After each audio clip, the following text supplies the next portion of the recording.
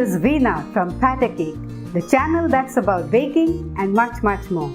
Here's where you'll find quick and tasty recipes for new cooks and those with less time to spend in the kitchen. And if you're looking for authentic ingredient proportions and all the essential instructions for each recipe, you've come to the right place. Okay then, let's get cracking with today's recipe.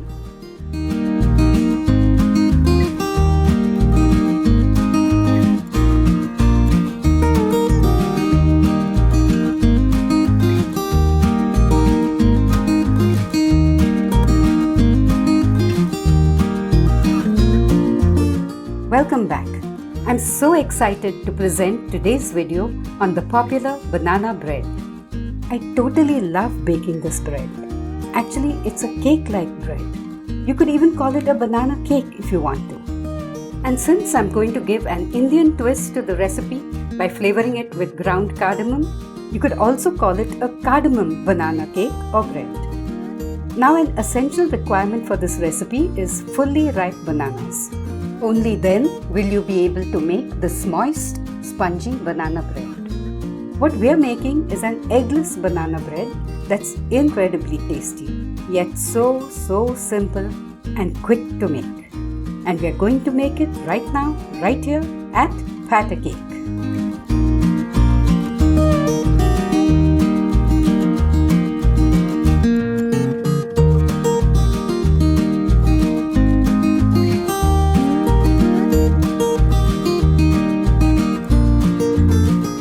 Let's check out the ingredients. We'll need 2 fully ripe bananas, maida or all-purpose flour, atta or whole wheat flour, sugar, oil, yogurt, milk, ground cardamom, baking powder, baking soda, salt, and some chopped walnuts or almonds.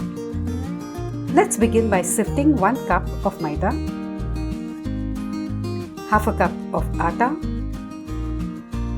1 teaspoon of baking powder, half a teaspoon of baking soda, and a 1/4 teaspoon of salt. Now let's mash 2 peeled, fully ripe bananas with a fork as well as we can. You could also use a potato masher to do this. Now let's transfer 3/4 of a cup of roughly ground granulated sugar to a bowl.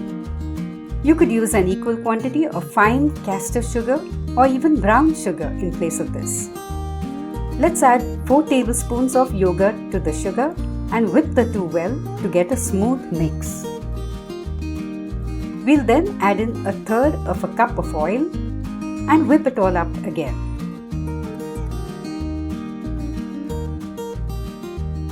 Now let's mix in the mashed bananas.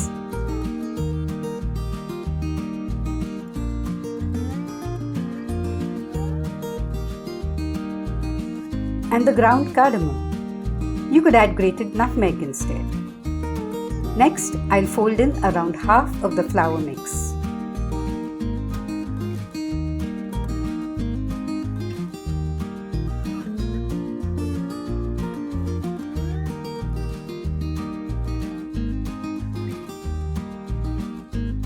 This is 1/3 of a cup of milk, and I'll now mix in around half of it into the batter.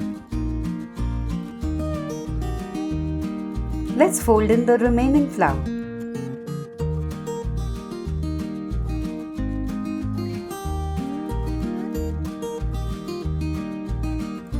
And then add the milk a little at a time till we get a batter with a loose, dropping consistency.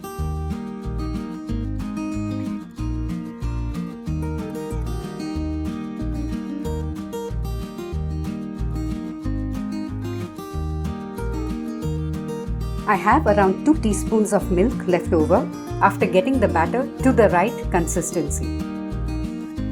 This is around a 1/4 cup of roughly chopped walnuts here.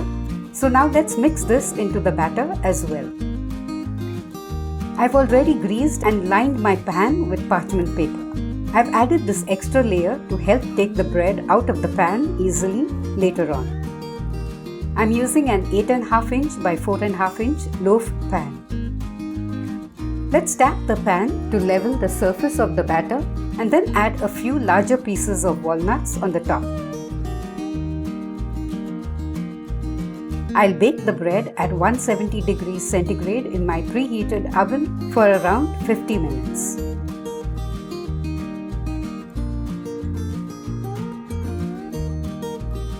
Here's our baked banana bread with a beautifully browned top.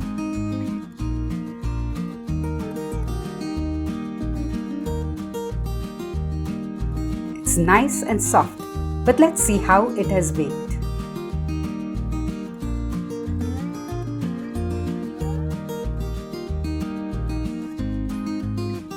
It has a lovely texture and has baked perfectly.